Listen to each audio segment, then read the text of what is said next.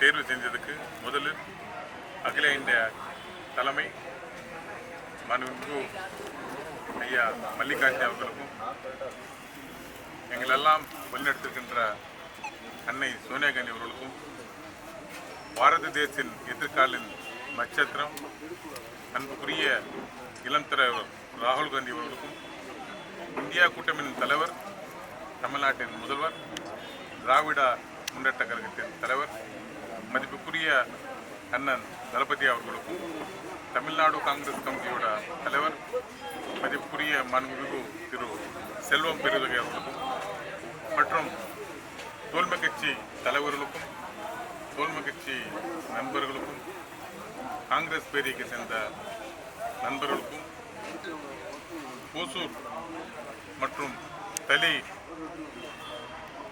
பர்கூர், புத்தங்கரை, காவேரிப்பட்டினம், வேப்பனப்பள்ளி இருக்கின்ற அத்தனை தோல்மை கட்சியோட நண்பர்களுக்கும் காங்கிரஸ் பேரியக்கை தொண்டர்களுக்கும் பல்வேறு பொறுப்புகள் இருக்கின்ற நண்பர்களுக்கும் தொழிற்சங்க தலைவர்களுக்கும் ஐஎன்டியூசி தலைவர்களுக்கும் குறிப்பாக சொல்லணும்னா கிருஷ்ணகிரி மேற்கு மற்றும் கிழக்கு கழகத்துடைய மாவட்ட தலைவர்களுக்கும் கிருஷ்ணகிரி சேர்மன்களுக்கும் ஓசூர் நகர மேயர்களுக்கும் தளி சட்டப்பேரவை உறுப்பினர் மதிப்புக்குரிய திரு ராமச்சந்திரன் அவர்களுக்கும் மற்றும் சிபிஐ, சிபிஎம், விடுதலை சிறுத்தை மற்றும் கிட்டத்தட்ட 13 தோல்மை கட்சியோட மாவட்ட செயலாளர்களுக்கும் அனைவருக்கும் என் மனமார்ந்த நன்றி கொண்ட வணக்கத்தை நான் உரித்தாக்கிக் கொள்கிறேன். நீண்ட நாளை கோரிக்கை இந்த பகுதியில் உள்ள மக்களுக்கு ஓசூரிலிருந்து இதுவரை யாருமே பாராளுமன்ற உறுப்பினராக தேர்ந்தெடுப்பதற்கு வாய்ப்புகள் வரவில்லை. இப்போது அந்த வாய்ப்பு வந்திருக்கிறது. வந்த வாய்ப்பினை கிருஷ்ணகிரி பாராளுமன்ற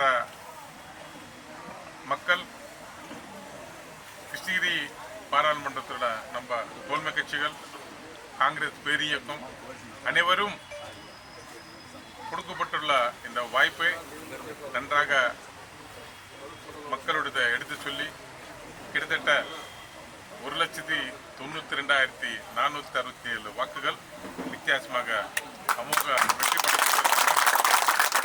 இந்த தருணத்தில் அனைவருக்கும் நான் சேர்ந்திய இந்திய தேச காங்கிரஸ் கட்சியோட தலைவர் சார்பும் தோல்மை கட்சியோட தலைவர்கள் சார்பும் எங்கள் 3 மாவட்ட தலைவர்களோட சார்பிலும் எங்களோட காங்கிரஸ் பேரியக்க மாவட்ட சேர்ந்த 2 தலைவர்களுக்கும் அனைவருக்கும் சார்பில் மனமார்ந்த நன்றி கொண்ட வணக்கத்தை சொல்கிறேன்.